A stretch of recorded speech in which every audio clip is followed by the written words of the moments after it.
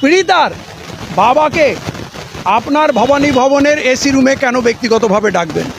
আপনি জনগণের কাছে দায়বদ্ধ। এইটা শুধু ওর বাবা মার সন্তান নয়, ওটা এখন বাংলার সন্তান। হিন্দু মুসলমান 10 কোটি মানুষের প্রতিটা হৃস্পন্দন এখন জড়িয়ে আছে। একটাই কথা, অপরাধীর শাস্তি চাই, অপরাধীর শাস্তি চাই। তাহলে আপনি কথা বললে পুরো পশ্চিমবাংলার মানুষকে আশ্বস্ত করুন। আপনি তার ডেকে কোন ডিমান্ড আপনি পুরো করবেন? বলছেন উনি যা বলবেন আমি সেই শাস্তি দেবো। উনি যদি বলেন আমি দাঁড়িয়ে দাঁড়িয়ে ওকে পাথর দিয়ে মারবো, উনি যদি বলেন আমি ওকে দাঁড় করিয়ে দিন গুলি করে মারবো, আপনি মেনে নেবেন? আইনের দায়রায় থেকে যে শাস্তি হওয়া উচিত, বিচার যাওয়া উচিত, আদালত যা শাস্তি দেবে আমরা সেই দাবি করছি। আপনি জাজমেন্ট কেন দিচ্ছেন? আপনি কি টাকা পয়সা অফার করতে চান? ব্যক্তিগতভাবে গোপনে কেন ডাকছেন?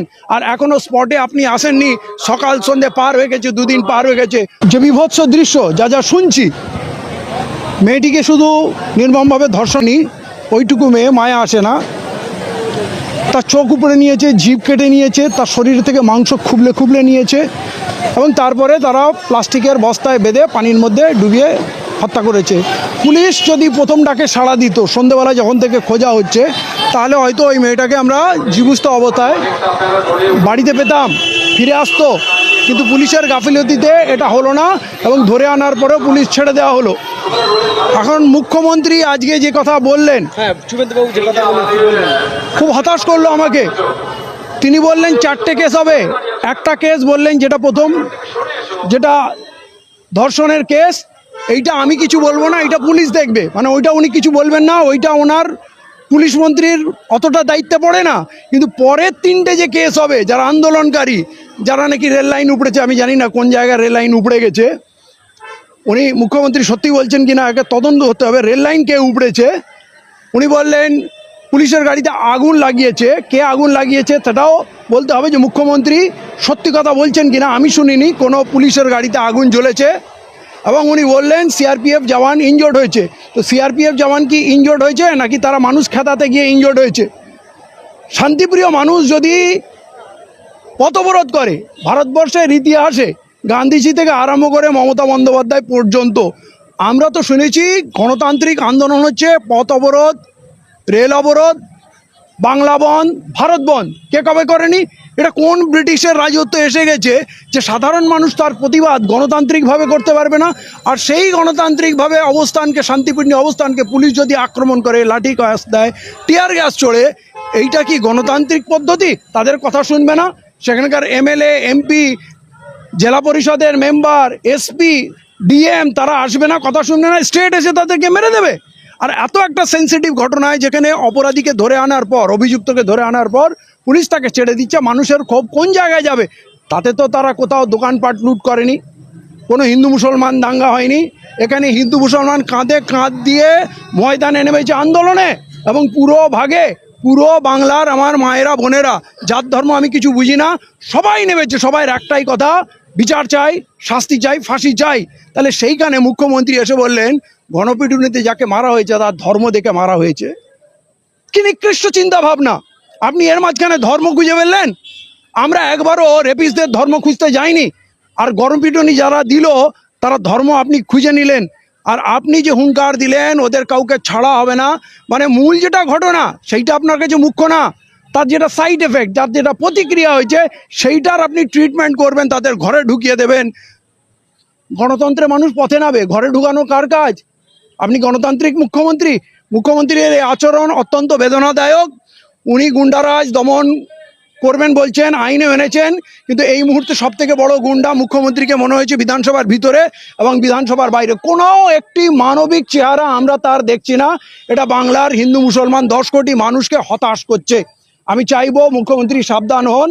আর রিভেঞ্জের এই বার্তা, রিভেঞ্জের এই কথাবার্তা, মানুষ যখন হয় কোনো ঘটনার প্রতিক্রিয়া হয়। পথ অবরোধ কি খুব বড় ঘটনা? কোনো ব্রিজ কি ভেঙে উড়িয়ে দিয়েছে? কোনো রাস্তা কি খনন করে দিয়েছে? আপনি কি আন্দোলন দেখেননি? নন্দীগ্রামের আন্দোলন আপনি করেছিলেন। পুলিশের কাপড় পরে গুলি চালানো, সেখানে আগুন লাগানো, নন্দীগ্রামের আন্দোলন আপনি ভুলে গেলেন? আপনি তো মাস্টার মাইন্ড ছিলেন। তাহলে কাল যারা এখানে আন্দোলন করতে শিখিয়েছে তারা এখানে এসে বলছে আন্দোলন করতে দেব না।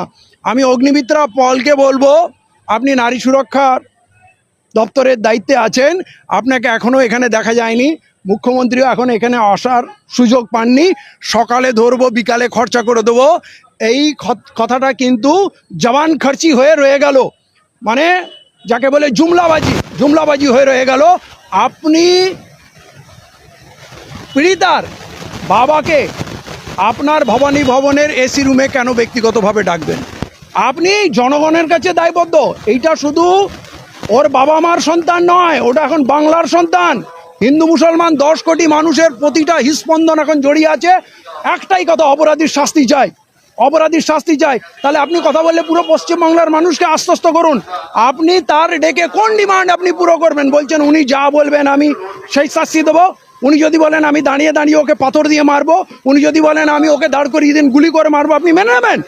আইনের দায়রায় থেকে যে শাস্তি হওয়া উচিত, বিচার যাওয়া উচিত, আদালত যা শাস্তি দেবে আমরা সেই দাবি করছি। আপনি জাজমেন্ট কেন দিচ্ছেন? আপনি কি টাকা পয়সা অফার করতে চান? ব্যক্তিগতভাবে গোপনে কেন ডাকছেন? আর এখনো স্পটে আপনি আসেননি, সকাল সন্ধে পার হয়ে গেছে, 2 দিন পার হয়ে গেছে। অতএব মুখ্যমন্ত্রীকে বলবো এর মাঝখানে রাজনীতি আনবেন না, ধর্ম আনবেন না। আর সমস্ত রাজনৈতিক দলকে আমি বলছি, বিশেষ করে লাল ঝান্ডাধারীদের বলছি, যেখানে ইচ্ছা যা ইচ্ছা করুন, কোথাও ঝান্ডা বার করবেন না।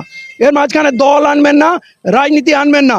আপনারা কোন থানা ধরাও করবেন, কোন ভিডিও ঘেরাও করবেন, পথ অবিরোধ করবেন, সমস্ত রাজনৈতিক দলকে বলছে, লাল ঝান্ডাওয়ালারা থানা ঘেরাও করেছে, তাই বলছি এটা নিয়ে রাজনীতি রুটি শেখবেন না। এটা একেবারে মানবিক ব্যাপার। পশ্চিমবাংলার মানুষ কেউ চায় না এই ঘটনা রিপিট হোক। হিন্দু মুসলমানের মধ্যে আসবে না, রাজনীতি এর মধ্যে আসবে না। মানবিকতা বাঁচুক এবং ন্যায় বিচার প্রতিষ্ঠিত হোক, এবং সেই কাজ আমরা গণতান্ত্রিক আন্দোলনের মাধ্যমে, এবং এখানে বলবো উত্তেজনা ছড়াবেন না, জেলায় জেলায় আন্দোলন গড়ে কুটুন। পুরো পশ্চিমবাংলার মানুষ তো এখানে আসবে না, সূর্যপুরে নিশ্চয়ই আসতে পারবেন। আপনার জেলায় জেলায় আন্দোলন গড়ে তুলুন, সেখানে ধর্ণা অবস্থান করুন, সেখানে থানায় ডেপুটেশন দিন, ডিএম এসপিকে ডেপুটেশন দিন, এবং এইটাকে জনগণের আওয়াজ করে তুলুন। এসছি, আমার বুকে এত পাঠা নেই, এত সাহস নেই ওই বাচ্চার মা বাবার সামনে দাঁড়াবো। আমি সেই ভাষা জানি না, তাদের কি ভাষায় সান্ত্বনা দিতে হয়।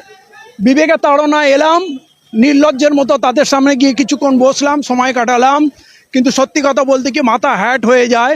আমরা তাদের জন্য কিছুই করতে পারিনি এখনও, আগামী দিনে কি করব পারি জানি না। মানবিকতার, হৃদয়ের বেদনার তাড়ায় এখানে এসছি, যাতে নিজেকে নিজে বলতে পারি হ্যাঁ আমিও তো গেছিলাম। পশ্চিমবাংলার প্রতিটা মানুষ চাচ্ছে এখানে আসতে, কিছুই কথা হয়নি, তাদের দিকে শুধু তাকালাম, খালি এইটা বললাম আমরা আছি। এরপর হয়তো ভিড় কমে যাবে, আইনি সাহায্য লাগবে, লড়াই অনেক দীর্ঘ চলবে, আর অনেকে এখানে ঢুকবে গুলিয়ে দিতে, অন্য ধরনের ঘটনা ঘটিয়ে মূল কেসটাকে ঘুরিয়ে দিতে। তার থেকে সাবধান থাকবেন, কারো প্ররোচনায় পা দেবেন না, এইটুকু বলে আমি চলে এলাম।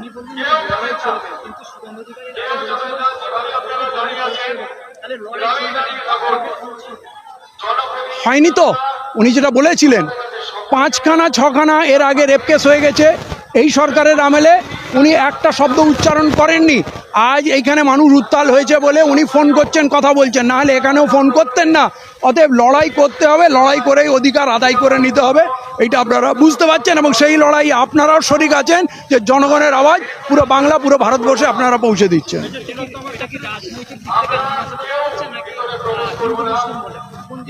এটার হিন্দু মুসলমান কিছু নেই, ঠিক আছে, আর এর মধ্যে রাজনীতিও নেই। বাংলার মানুষ একটাই চায়, অপরাধীর শাস্তি চাই, এই ঘটনা যেন দ্বিতীয়বার না হয়। ধন্যবাদ।